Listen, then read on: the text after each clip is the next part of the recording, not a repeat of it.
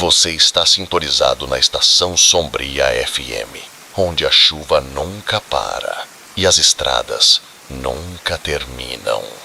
A história dessa noite chega pelo chiado até você. Então relaxe, ouça com atenção e não olhe pelo retrovisor. Sei que vocês usam este vídeo para adormecer, então antes disso, curtam o vídeo e inscrevam-se no canal. Aliás, de onde vocês são e que horas estão assistindo agora? Acomodem-se e relaxem.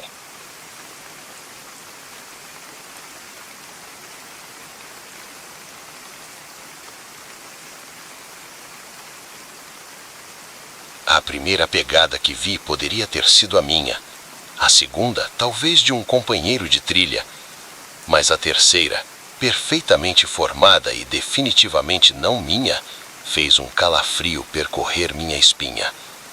Alguém estava me seguindo, e na vasta solidão do Parque Nacional Grand Teton, isso só poderia significar uma coisa: eu estava sendo caçado.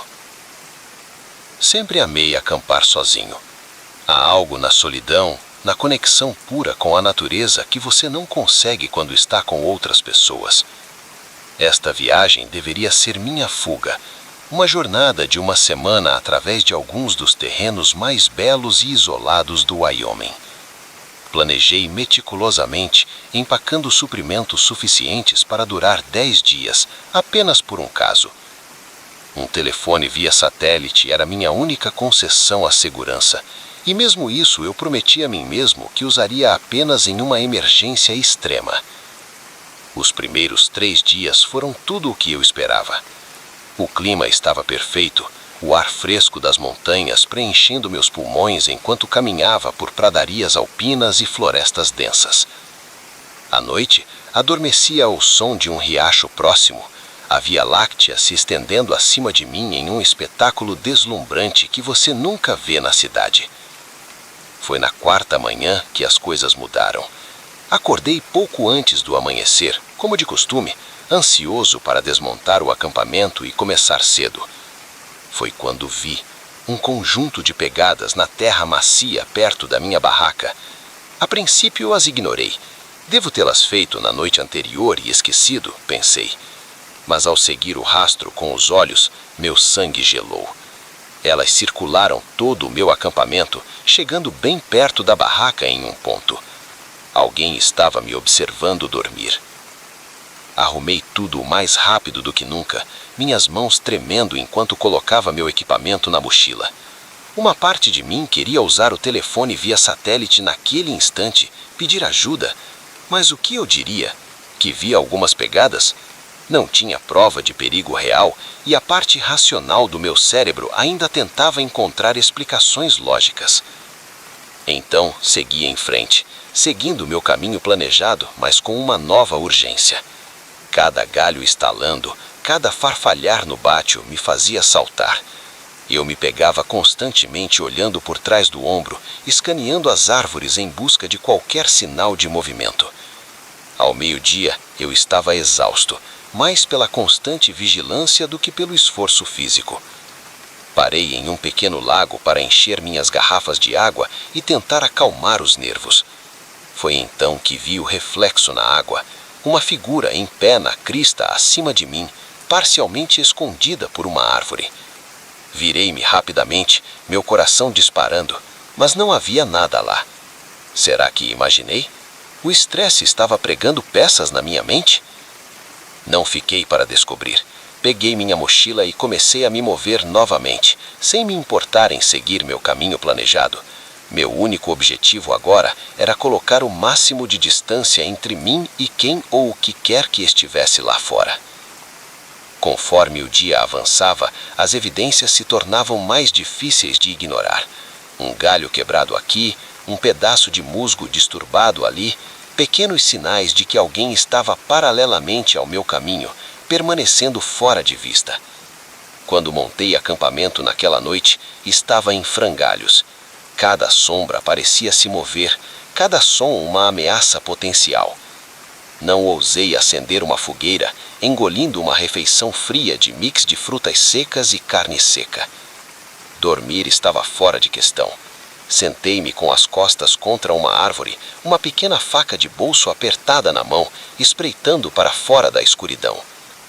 Em algum momento, nas primeiras horas da manhã, eu ouvi passos lentos e deliberados circulando meu acampamento. Prendi a respiração, tentando localizar a fonte do som. Parecia vir de todos os lados. Então uma voz, baixa e rouca: "Eu sei que você está acordado. Por que não sai e diz um olá?" O terror me dominou. Isso era real, estava acontecendo. "Quem é você?" Consegui gaguejar. "O que você quer?" Uma risada, fria e sem graça. "O que você quer? Ah, garoto cidade, aqui fora não se trata de querer, é sobre necessidade. E agora eu preciso que você comece a correr." Não precisei ser avisado 2 vezes. Saí em disparada, deixando minha barraca e a maior parte do meu equipamento. As únicas coisas que eu tinha eram o que estava segurando a noite toda: minha faca, o telefone via satélite e uma pequena mochila com água e barras energéticas. Corri cegamente pela floresta, galhos cicoteando meu rosto, raízes ameaçando me derrubar a cada passo. Atrás de mim, eu podia ouvir a figura, não correndo, mas se movendo de forma constante e confiante. Ele conhecia aquelas florestas. Este era seu território, e eu não passava de presa. À medida que a primeira luz do amanhecer começava a filtrar pelas treliças, permiti-me desacelerar, ofegante. Não poderia correr para sempre. Precisava de um plano. O telefone via satélite. Arranquei-o com as mãos trêmulas, prezando por um sinal. Uma barra. Teria que servir. Enquanto discava, um estalo agudo cortou o ar. O telefone explodiu em minha mão, pedaços de plástico e eletrônico se espalhando pelo chão da floresta. O tiro veio de trás de mim, perto demais para o meu conforto. A voz chamou, agora mais próxima. Isso seria trapaça. Isso é entre você e eu, garoto cidade. Corri novamente, alimentado por uma nova onda de adrenalina, mas sabia que não poderia correr para sempre. Precisava ser mais inteligente. Encontrei um riacho e comecei a segui-lo rio abaixo, esperando que a água mascarasse meu sencho e cobrisse minhas trilhas. Enquanto me movia, minha mente corria, tentando recordar toda a dica de sobrevivência que já lera ou vira em TV. Depois de aproximadamente 1 milha, desviei subitamente, voltando pela margem antes de seguir em uma nova direção. Não era muito, mas esperava que isso pudesse me dar algum tempo, fazê-lo pensar que eu ainda estava seguindo o riacho. Encontrei uma moita densa e me arrastei para dentro, tentando desacelerar minha respiração, tornando-me o mais silencioso e imóvel possível. E esperei. Horas passaram. O sol subiu mais alto no céu, seu calor um contraste gritante com o frio medo que me dominava. Ouvi-o passar 2 vezes, murmurando para si mesmo, claramente frustrado por ter perdido meu rastro. À medida que a penumbra se aproximava, percebi que precisava me mover. Não poderia ficar escondido para sempre, e não estava mais perto da segurança do que estava esta manhã. Lentamente, cuidadosamente, emergi de meu esconderijo. Foi então que vi um brilho metálico na luz que se apagava, uma armadilha a menos de 3 metros de onde eu estava escondido. Se eu tivesse tentado correr antes, teria tropeçado direto nela. A realização me acertou como um soco no estômago. Ele não estava apenas me rastreando, estava me conduzindo, me empurrando em direção às suas armadilhas. Isso não era uma caça de momento, era um jugo que ele já havia jogado antes. Com esta nova compreensão, veio uma determinação sombria. Não ia mais ser sua presa, era hora de inverter os papéis. Comecei a me mover novamente, mas agora com propósito. Criei trilhas falsas, voltei em mim mesmo, usei todo o truque que consegui pensar para confundir meu rastro. E enquanto fazia isso, estava atento a mais armadilhas, a sinais de sua passagem. Quando a noite caiu, Encontrei o que procurava: seu acampamento. Estava bem escondido, mas na sua arrogância, ele subestimou minha determinação. Não esperava que sua presa se tornasse o caçador. Observei das sombras enquanto ele voltava, claramente irritado por ter me perdido.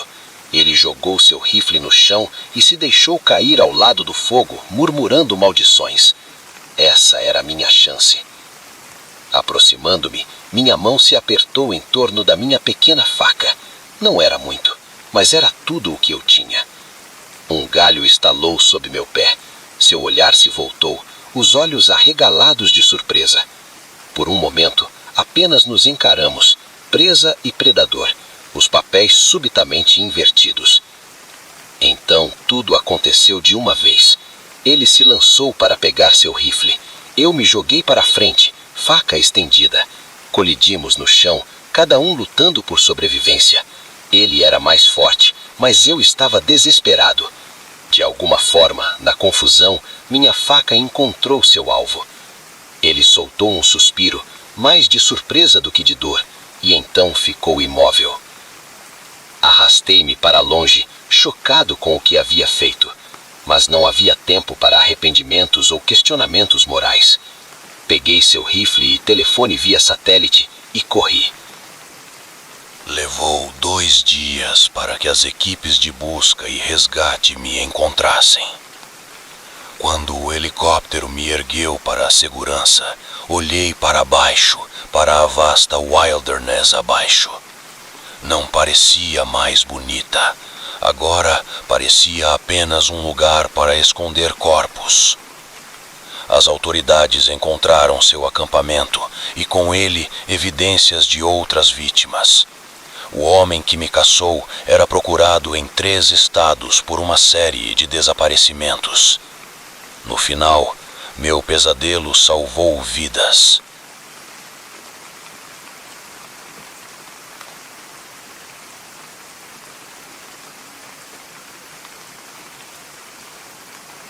O cofre não deveria estar aberto. Essa foi minha primeira pista de que o aparentemente confortável trabalho de cuidar da casa estava prestes a se transformar em um pesadelo. Enquanto encarava a pilha de notas sem identificação e o caderno suspeito, ouvi o som inconfundível de uma chave girando na fechadura da porta da frente. Naquele momento, percebi que estava em águas muito profundas. Tudo havia começado de maneira inocente. Eu era um estudante universitário sem dinheiro, desesperado por um dinheiro extra para cobrir meus livros didáticos e talvez me permitir algo além de miojo por uma vez. Quando meu professor, o Dr. Almeida, mencionou que ele e sua esposa precisavam de alguém para cuidar da casa por uma semana enquanto estavam em uma conferência, não pensei 2 vezes. Os Almeidas moravam em uma daquelas grandes e elegantes casas nos subúrbios, do tipo com jardins bem cuidados e garagens para 3 carros. Era um mundo completamente diferente do meu pequeno apartamento. Quando cheguei, a senhora Almeida me deu uma rápida tour, apontando as plantas que precisavam de água e o elaborado sistema de segurança que eu deveria ativar todas as noites. "Oi, querido", ela disse, fazendo uma pausa na porta do escritório. "Este cômodo é estritamente proibido. Papéis privados e tudo mais. Tenho certeza de que você entende." Concordei, sem pensar muito sobre isso. Pessoas ricas e seus segredos, certo? Os primeiros dias foram tranquilos. Eu costumava relaxar à beira da piscina, devorar o conteúdo da geladeira bem abastecida e maratonar séries na enorme TV. Era como estar de férias no paraíso. Mas no 4º dia, a curiosidade falou mais alto. Sempre fui um pouco curioso. Foi isso que me fez querer ser jornalista. A porta trancada do escritório não saía da minha mente, e não consegui resistir a dar uma espiada. Disse a mim mesmo que estava apenas verificando se tudo estava bem lá dentro. Talvez havia uma planta que eu esqueci de regar. Era uma desculpa fraca, mas o suficiente para me convencer a experimentar a maçaneta. Para minha surpresa, não estava trancada. O escritório era impecável, todo em madeira escura e com livros encadernados em couro. Parecia algo saído de um filme, mas o que chamou minha atenção foi a pintura na parede oposta. Estava ligeiramente torta e atrás dela pude ver a borda de um cofre. Não me orgulho do que fiz a seguir, mas como disse, a curiosidade sempre foi meu ponto fraco. Aproximando-me da pintura, meu coração disparou. Prometi a mim mesmo que só ia olhar, sem tocar em nada. mas quando movi a pintura para o lado, congelei. O cofre estava aberto, apenas uma fresta, mas o suficiente para ver o que havia dentro. Foi quando ouvi o porta da frente se abrir. O pânico tomou conta de mim. Fechei rapidamente o cofre e ajeitei a pintura, com as mãos tremendo. Passos ecoavam pela casa, cada vez mais perto. "Olá?" Uma voz masculina chamou. Não era o Dr. Almeida. Olhei em volta, desesperado por um lugar para me esconder. O armário era óbvio demais, e eu nunca conseguiria sair pela janela a tempo. Em um ato de desespero, me joguei sob a enorme mesa de carvalho, puxando a cadeira para perto para me esconder. A porta do escritório se abriu, e um par de sapatos caros apareceu. "Tudo limpo aqui", o homem disse, presumivelmente ao telefone. "Sim, o cofre está intacto. Parece que o garoto não bisbilhotou afinal." Garoto? Estavam falando de mim? Outro par de passos entrou na sala. "Bom", a voz da mulher respondeu, "última coisa que precisamos é de um estudante curioso atrapalhando nossa operação." Meu sangue gelou. Operação? No que eu tinha me metido? "Vamos pegar o que precisamos e sair. Os Almeidas estarão de volta amanhã e precisamos ter tudo em ordem. Até então." Segurei a respiração enquanto eles se moviam pela sala. Ouvi o cofre se abrir, papéis sendo folheados e o distinto som de dinheiro sendo contado.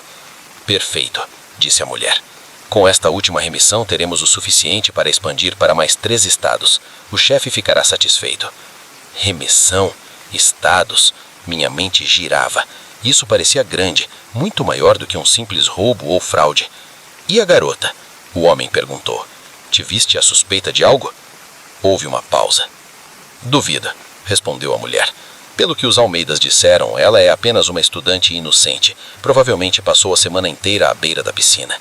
Se soubessem. Continuaram a conversar, mencionando nomes e lugares que eu não reconhecia. Tentei memorizar o máximo que podia, meu instinto jornalístico ativando-se apesar do medo. Depois do que pareceram horas, mas provavelmente foram apenas minutos, eles finalmente saíram do escritório. Esperei, mal respirando, até ouvir a porta da frente se fechar e o motor de um carro ligar do lado de fora. Devagar, saí debaixo da mesa, minhas pernas dormentes e trêmulas. Minha mente estava a mil. O que eu deveria fazer? Chamar a polícia? Mas e se a corrupção fosse maior do que eu pudesse imaginar? E se os Almeidas estivessem envolvidos? Eles poderiam voltar a qualquer minuto e eu não tinha provas do que ouvi. Precisava de evidências. Com as mãos tremulosas, aproximei-me do cofre novamente. Ele ainda estava ligeiramente aberto. Dentro, encontrei pilhas de dinheiro, o caderno que tinha visto antes e um pendrive. Sem pensar muito nas consequências, peguei o pendrive e enfiei o bolso. Também tirei uma foto rápida do cofre aberto com meu celular, garantindo capturar o dinheiro e o caderno. Assim que estava fechando o cofre e ajeitando a pintura, ouvi outro carro estacionar do lado de fora. O pânico tomou conta de mim novamente. Corri para fora do escritório, mal lembrando de fechar a porta atrás de mim. Cheguei à sala de estar bem a tempo para ver a porta da frente se abrir. Dr. Almeida e Sra. Almeida entraram, parecendo cansados, mas felizes. "Oh, Emma!" exclamou a Sra. Almeida. "Não esperávamos que você ainda estivesse aqui. Como foi tudo?" Forcei um sorriso, esperando que meu rosto não denunciasse a turbulência dentro de mim. "Ótimo", consegui dizer. "Nenhum problema. Como foi a conferência?" Enquanto eles conversavam sobre a viagem, eu acenei, minha mente em outro lugar. O pendrive parecia queimar um buraco no meu bolso. "Bem, não vamos te atrapalhar", disse o Dr. Almeida finalmente. "Tenho certeza de que você está ansiosa para voltar para sua casa. Aqui está algo a mais por seu trabalho." Ele me entregou um envelope. Agradeci, sentindo um nó no estômago. Era dinheiro para silenciar? Eles sabiam que eu ouvia algo. Peguei minhas coisas e me dirigi para a porta, minhas pernas tremendo. "Oh, Emma", a Sra. Almeida me chamou. "Podemos precisar de um cuidador de casa novamente no próximo mês. Você estaria interessada?" Virei-me, encontrando seu olhar. O sorriso dela parecia sincero, mas havia algo em seus olhos, um olhar calculista que eu não tinha notado antes. "Claro", ouvi-me dizer. "Justo me avise." Enquanto dirigia para casa, minha mente estava em caos. No que eu tinha me metido? Eu tinha provas de algo, mas o que exatamente? E o que eu deveria fazer com isso? Pensei em ir à polícia, mas sem saber quem estava envolvido, parecia arriscado demais. E se a corrupção fosse maior do que eu pudesse imaginar? Quando cheguei de volta para meu apartamento, tranquei a porta e fechei as cortinas. Sentia-me exposta, vulnerável. Liguei meu notebook com mãos tremulosas e inseri o pendrive. O que encontrei fez meu sangue gelar. Registros financeiros, manifestos de envio, nomes e endereços. Estava tudo lá. Não era apenas uma operação de pequeno porte. Era crime organizado em larga escala. E meus professores, o gentil doutor e senhora Almeida, estavam bem no meio disso. Passei a noite em claro analisando os arquivos, fazendo anotações, tentando entender tudo. Pela manhã, eu tinha uma decisão a tomar. Eu poderia entregar o que sabia às autoridades e esperar o melhor. Poderia fingir que nunca vi nada e tentar esquecer tudo. Ou eu poderia cavar mais fundo, usar minhas habilidades jornalísticas para descobrir toda a história. Enquanto o sol se levantava, lançando uma luz pálida através de minhas cortinas, tomei minha decisão. Eu não podia me afastar disso. Era grande demais, importante demais. Abri meu notebook e comecei a digitar. Os subúrbios escondem segredos sombrios por trás de seus gramados perfeitamente cuidados e sorrisos amigáveis. Mas às vezes, tudo o que é necessário é um cuidador curioso para trazer esses segredos à luz. Não sabia onde essa história me levaria, ou quão perigosa poderia se tornar. Mas uma coisa eu sabia com certeza: minha vida nunca mais seria a mesma. O trabalho de cuidar da casa transformou-se na maior história da minha vida, e eu estava determinado a seguir em frente, custasse o que custasse.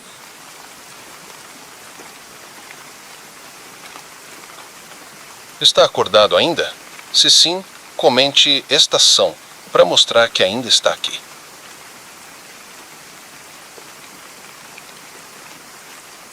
No momento em que a mão dela tocou meu braço, soube que cometera um terrível erro. Os dedos dela estavam gelados como gelo e sua pegada era estranhamente forte. Ao olhar em seus olhos, implorando por ajuda, vi apenas um vazio. E foi nesse instante que percebi, não era uma motorista perdida, era uma armadilha. Eu dirigia há horas, a monotonia da estrada rural quebrada apenas pelo ocasional piscar dos faróis pegando a sinalização ou os olhos de alguma criatura noturna. Passava da meia-noite e eu estava em minha última entrega da noite. Como motorista de uma pequena empresa de entregas, essas rotas noturnas eram parte do trabalho. Normalmente eram monótonas, até entediantes, mas não essa noite. A vi pela primeira vez a cerca de 1 quilômetro.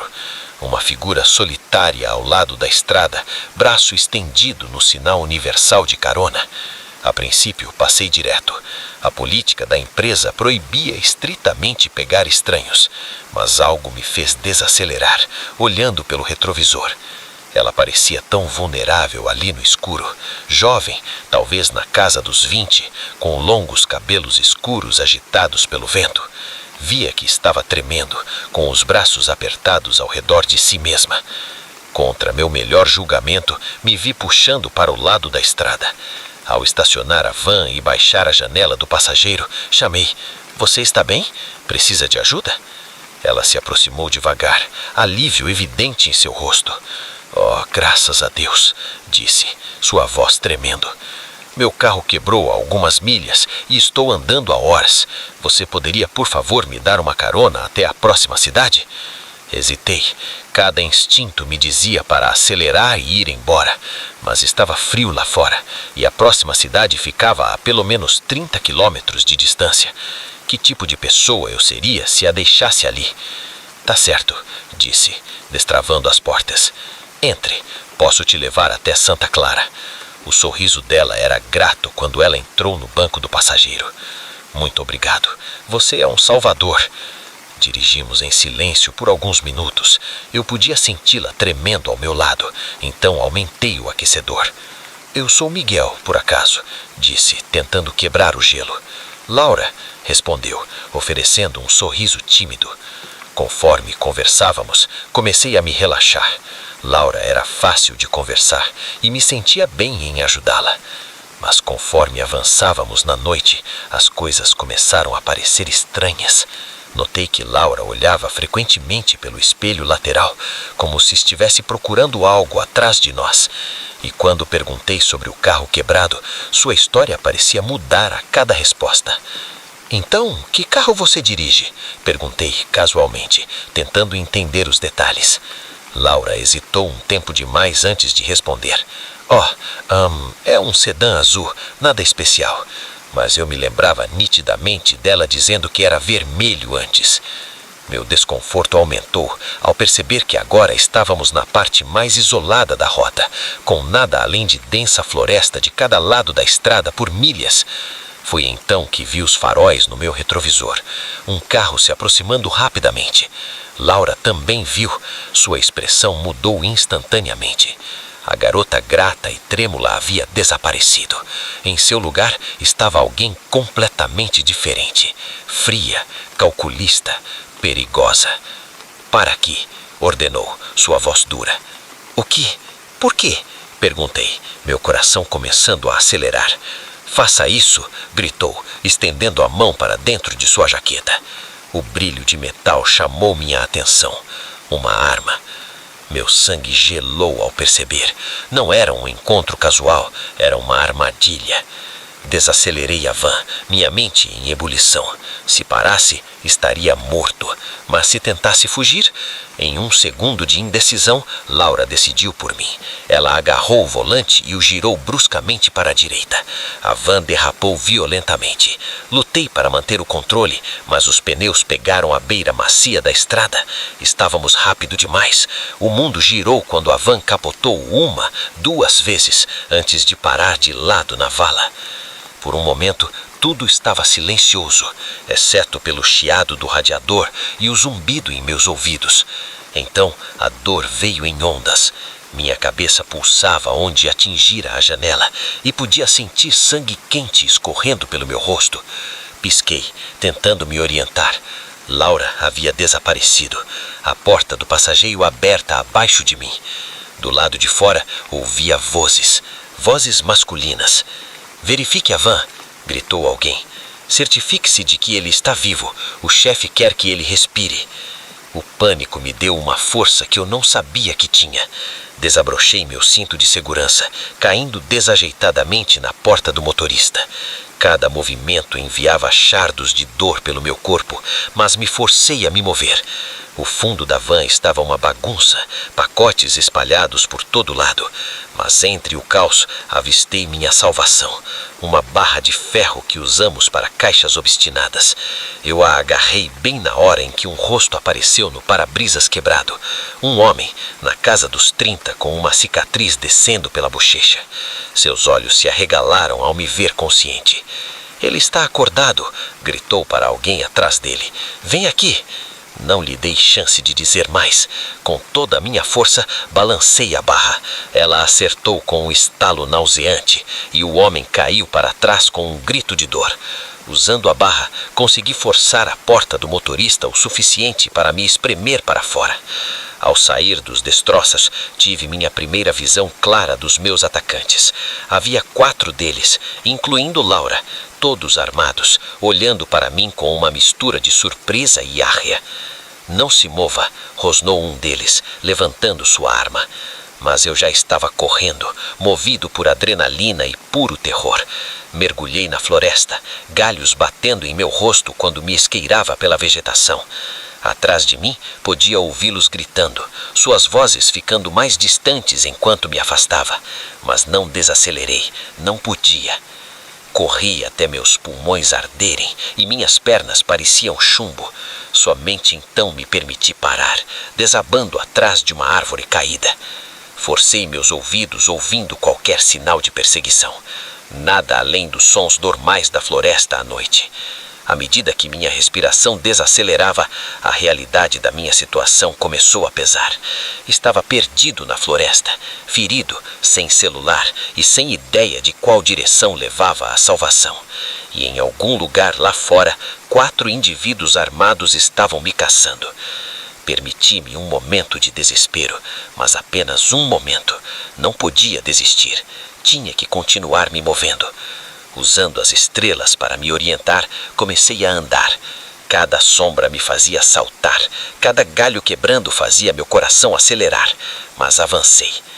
Horas passaram, o céu começou a clarear, os primeiros raios da aurora rompendo entre as árvores, e então, como um milagre, ouvi o distante som de tráfego.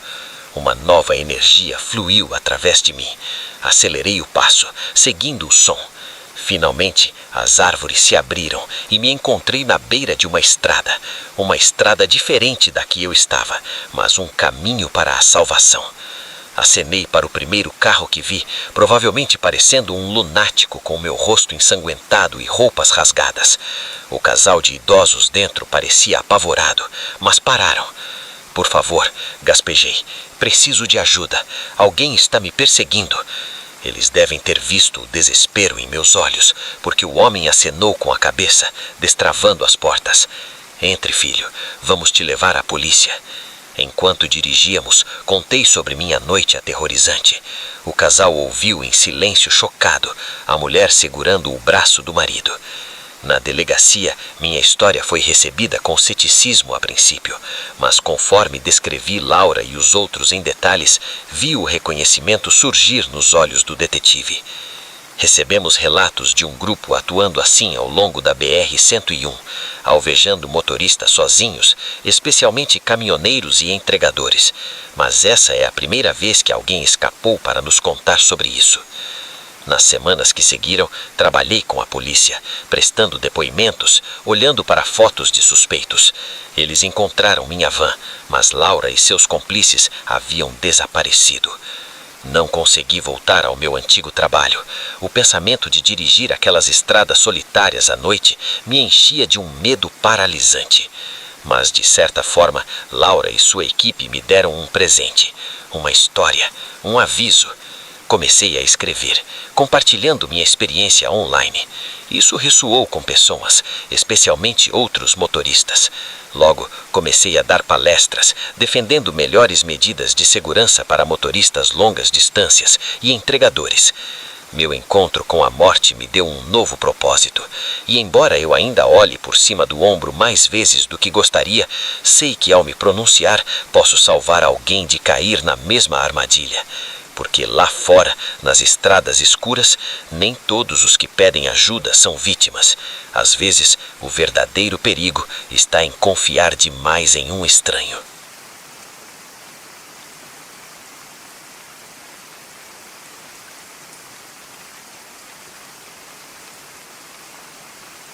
A primeira pegada que vi poderia muito bem ser minha. A segunda, talvez de um companheiro de trilha. Mas a terceira, perfeitamente formada e definitivamente não minha, fez um arrepio percorrer minha espinha. Alguém estava me seguindo, e na vasta wilderness das montanhas rochosas, isso só poderia significar uma coisa: eu estava sendo caçado. Sempre amei acampar sozinho. Há algo na solidão, na conexão crua com a natureza, que você simplesmente não consegue quando está com outras pessoas. Esta viagem deveria ser a minha fuga, uma jornada de uma semana por alguns dos terrenos mais lindos e isolados do Colorado. Planejei meticulosamente, levando suprimentos suficientes para 10 dias, só por precaução. Um telefone via satélite foi minha única concessão à segurança e, mesmo isso, prometi que usaria apenas em uma emergência extrema. Os primeiros 3 dias foram tudo o que eu esperava. O tempo estava perfeito, o ar fresco da montanha preenchendo meus pulmões enquanto caminhava por pradarias alpinas e florestas densas. À noite eu adormecia ao som de um riacho próximo. A Via Láctea se estendendo acima de mim em um espetáculo deslumbrante que você nunca vê na cidade. Foi na 4ª manhã que as coisas mudaram. Acordei pouco antes do amanhecer, como costume, ansioso para desmontar o acampamento e começar cedo. Foi então que a vi, um conjunto de pegadas na terra macia perto da minha barraca. A princípio as ignorei. Eu deveria ter feito elas na noite anterior e esquecido, pensei. Mas ao seguir o rastro com os olhos, meu sangue gelou. Elas circularam todo o meu acampamento, chegando bem perto da minha barraca em um ponto. Alguém estava me observando enquanto eu dormia. Desmontei o acampamento mais rápido do que eu jamais havia feito, minhas mãos tremendo enquanto enfiava meu equipamento na mochila. Uma parte de mim queria usar o telefone via satélite naquele momento, chamar por socorro, mas o que eu diria? Que via algumas pegadas? Eu não tinha prova de nenhum perigo real, e a parte racional do meu cérebro ainda tentava encontrar explicações lógicas. Então continuei a trilha, seguindo meu caminho planejado, mas com uma nova sensação de urgência. Cada galho quebrando, cada farfalhar na vegetação me fazia pular. Eu me pegava constantemente olhando por cima do ombro, escaneando as árvores em busca de qualquer sinal de movimento. Ao meio-dia estava exausto, mais pela constante alerta do que pelo esforço físico. Parei perto de um pequeno lago para encher minhas garrafas de água e tentar acalmar os nervos. Foi então que vi o reflexo na água, uma figura de pé na crista acima de mim, parcialmente escondida por uma árvore. Virei-me rapidamente, meu coração disparando, mas não havia nada ali. Eu tinha imaginado? O estresse fazendo truques na minha mente? Não fiquei para descobrir. Peguei minha mochila e comecei a me mover novamente, sem me importar em seguir meu caminho planejado.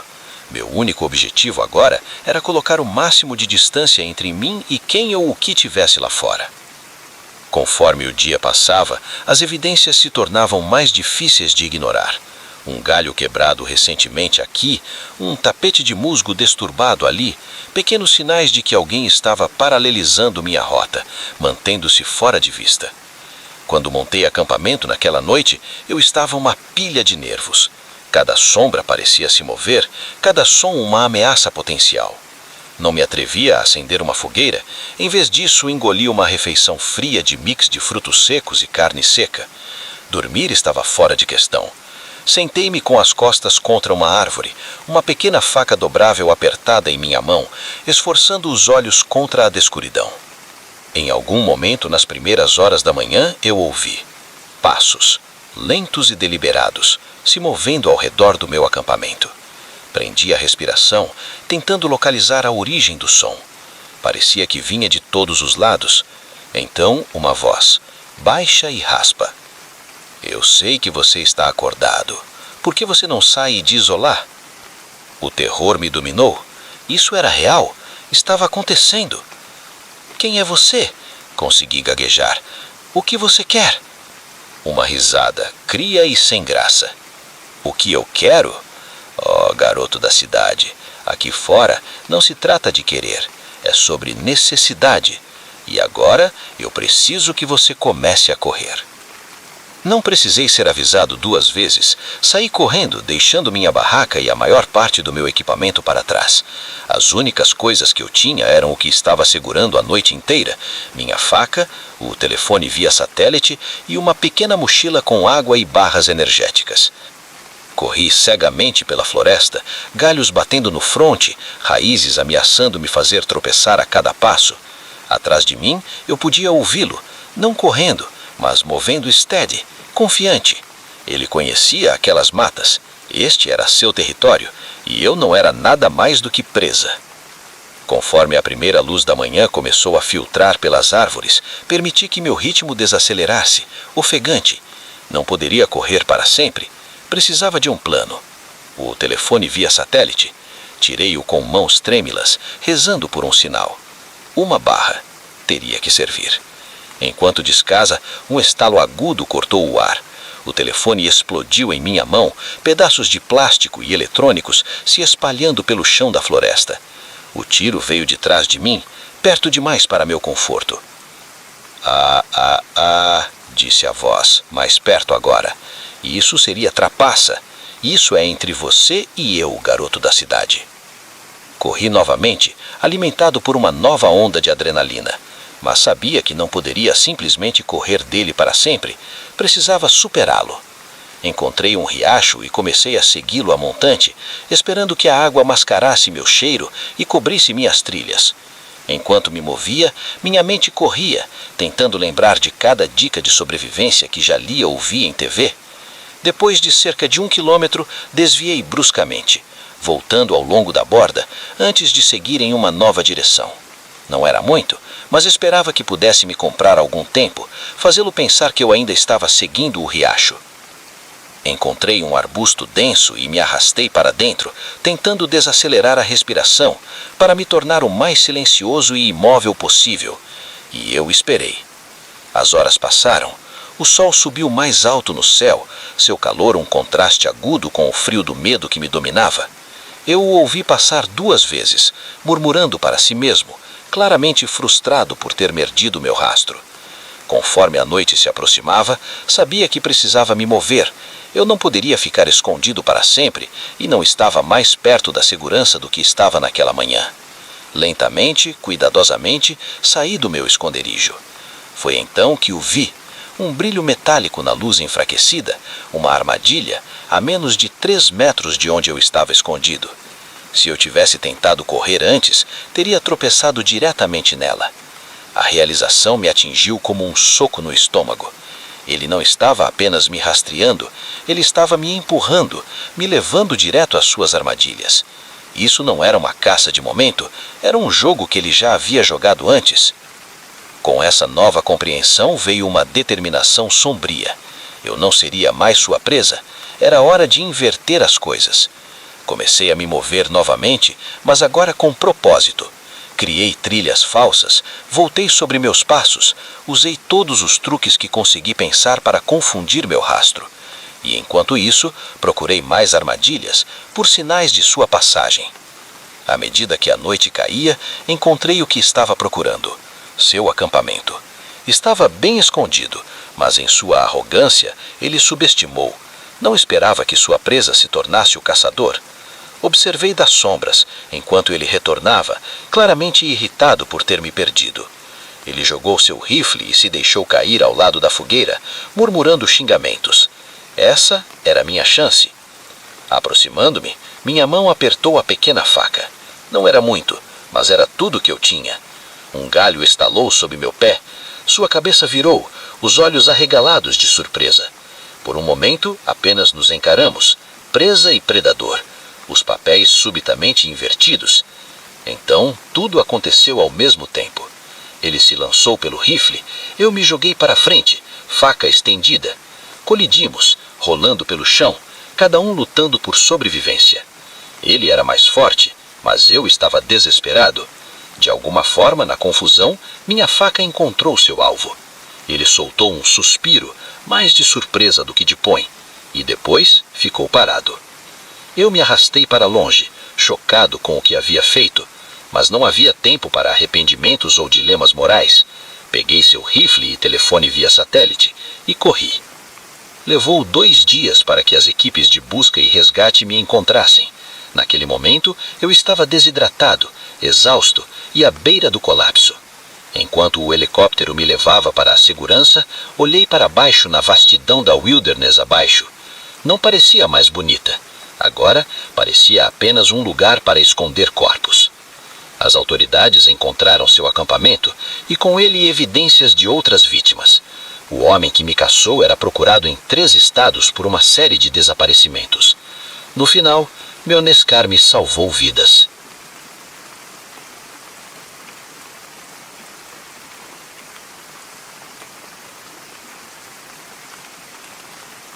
O momento em que vi meu reflexo piscar, soube que algo estava terrivelmente errado. Fiquei congelado na frente do espelho do banheiro, meu coração disparado, enquanto tentava me convencer de que era apenas um truque da luz. Mas no fundo sabia a verdade. Alguém estava me observando e estava muito mais perto do que eu jamais poderia imaginar. Era para ser uma escapada relaxante. Após meses de trabalho exaustivo e um rompimento doloroso, decidi me presentear com uma estadia de 1 semana em uma cabana isolada nas montanhas de Minas Gerais. O anúncio prometia paz, tranquilidade e todas as comodidades modernas que uma mulher da cidade como eu poderia desejar. Parecia perfeito. Ao chegar, fui imediatamente encantado. A cabana era rústica, mas lindamente preservada, com uma sala de estar aconchegante, uma cozinha totalmente equipada e um quarto que se abria para um lago sereno. A proprietária, uma mulher idosa e simpática chamada Helena, me fez uma rápida visita antes de me entregar as chaves. "Não se preocupe com nada", ela disse com um sorriso caloroso. "Você tem o lugar todo para si. O vizinho mais próximo está a 8 quilômetros. É só você e a natureza aqui." Se eu soubesse como ela estava errada. Os primeiros dias foram um sonho. Passei meu tempo explorando as trilhas próximas, lendo na varanda e, de um modo geral, desestressando da agitação da vida na cidade. No terceiro dia, me senti mais relaxado do que em anos. Naquela noite, decidi me mimar com um longo banho quente. Enquanto me afundava na banheira de pé, deixando as bolhas com essência de lavanda aliviar o último vestígio da tensão, notei algo estranho no espelho pendurado na parede oposta. Havia uma pequena mancha escura em um canto, quase imperceptível, a menos que você estivesse realmente olhando. A curiosidade me instigou e saí da banheira me enrolando em uma toalha. Ao me aproximar do espelho, com meus pés molhados deixando marcas no piso de madeira, percebi o que estava olhando. Era uma lente de câmera, habilmente escondida dentro da moldura ornamentada do espelho. Meu sangue gelou. Alguém estava me observando.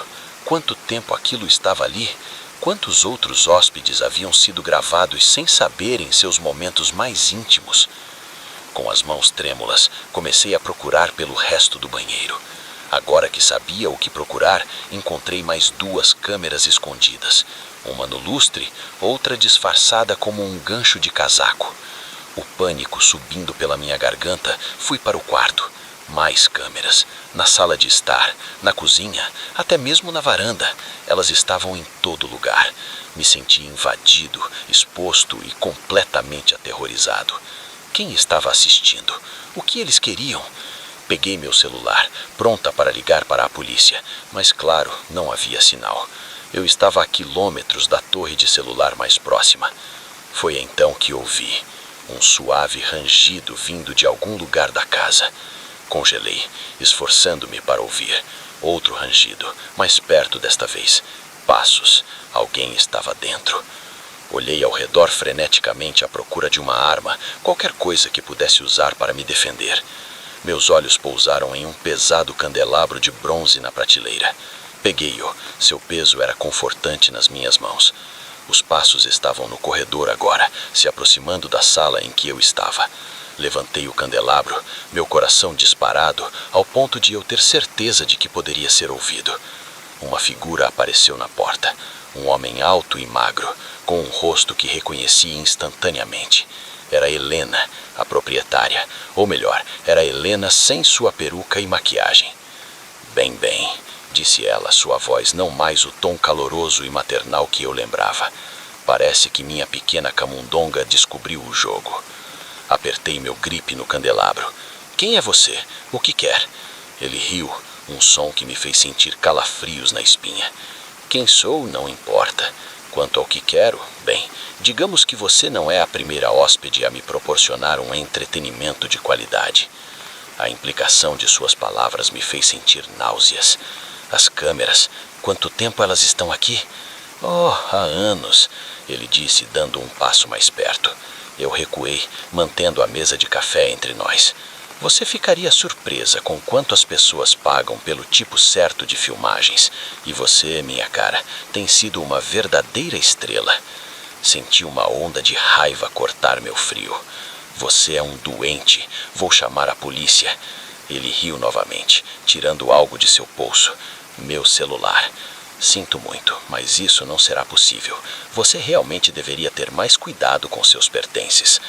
Olhei para a porta, perguntando-me se poderia correr, mas ele estava bloqueando a única saída, e eu sabia que ele estaria atrás de mim em segundos se eu tentasse. "Agora", ele disse com o tom se tornando profissional, "temos 2 opções aqui. Uma, você pode tentar lutar, correr. Eu prometo que não vai acabar bem. Ou 2, você pode ser uma boa garota e fazer exatamente o que eu disser. Quem sabe você até pode gostar de sua nova carreira." O pensamento de me submeter a esse monstro me fez arrepiar, mas forcei-me a parecer derrotada, meus ombros caindo enquanto abaixei o candelabro. Isso mesmo, ele disse, um sorriso triunfante se espalhando pelo seu rosto. Ele deu mais um passo. Eu sabia que você veria a razão.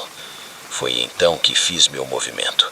Enquanto ele se estendia para me alcançar, eu girei o candelabro com toda a força.